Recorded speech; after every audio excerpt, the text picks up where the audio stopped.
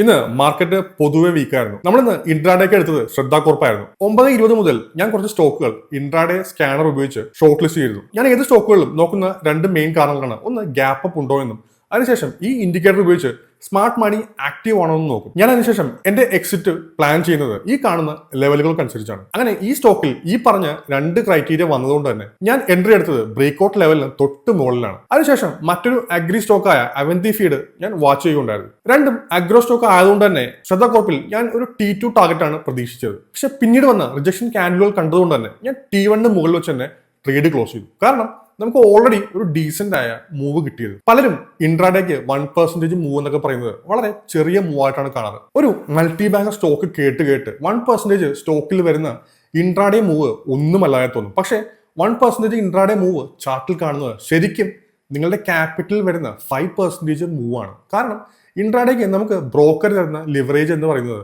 5x ആണ്. അപ്പോൾ ഇനി മുതൽ ഇൻട്രാഡേക്ക് വലിയ പ്രോഫിറ്റ് മിസ്സായതോർത്ത് വിഷമിക്കേണ്ട. നിങ്ങൾ ഒരു ബിഗിനർ ട്രേഡർ ആണെങ്കിൽ ഇന്ന് മുതൽ കൂടുതലൊന്നും ആലോചിക്കാതെ 1% മൂവ് കൺസിസ്റ്റന്റ് ആയിട്ട് ക്യാപ്ചർ ചെയ്യാൻ സാധിക്കുന്നുണ്ടോ എന്ന് നോക്കുക.